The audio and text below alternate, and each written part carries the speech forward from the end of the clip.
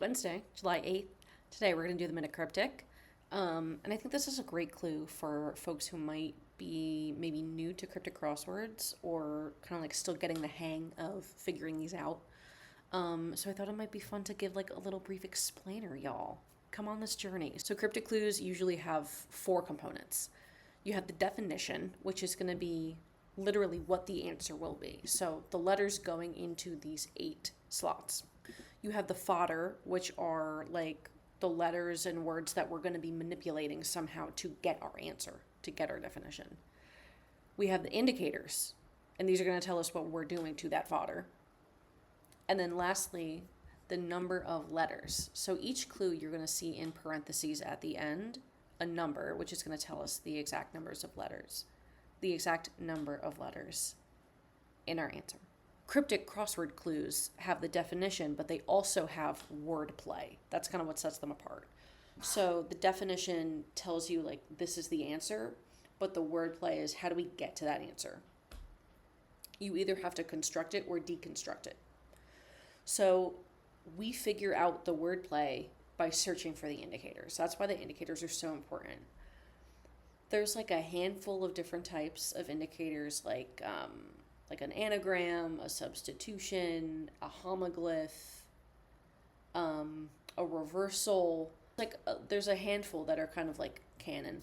But I feel like today's clue is a good place to kick off, and because this is going to be a selection indicator. With a selection indicator, there's like 3 ways to think about it.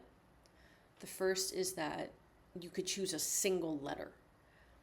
And those indicators, some examples might be like the top or the bottom, the head and the tail, the mid, the heart, the epicenter, like words that are directional in a way of where you're going to find that letter within the word, within the fodder.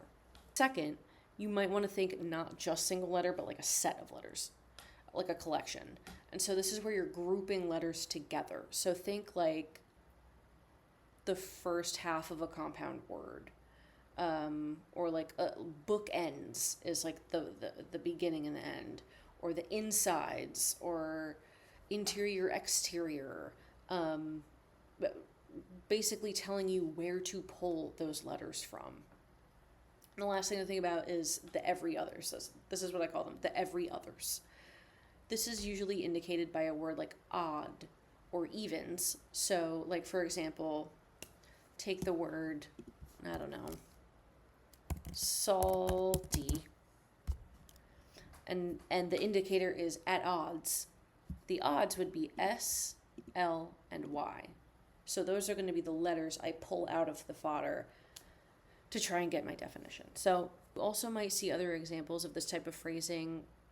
In addition to odds and evens, you might see like skipping, alternating, intermittently, so words similar to that. So if we look at today's clue,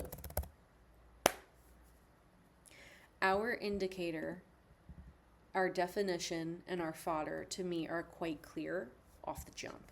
It doesn't need to be said is our definition. So we're going to find another word for that. The essence of simplicity sounds a lot like the inner soul of simplicity.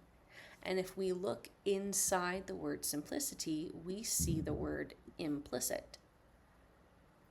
And implicit is another way to say doesn't need to be said. So in this clue, the essence of is our indicator. It's telling us what we are going to take from the fodder. And the fodder is simplicity. Does that, I hope that tracks. You could also say something like if the clue had been the heart or the core, inner workings of simplicity. Like you can imagine the ways that you could say the inside of the thing. So today's answer is going to be implicit. I hope that was helpful. I hope that was informative. And I'd like to do more once we get more clues, which are different types of indicators, because I think that'd be fun. So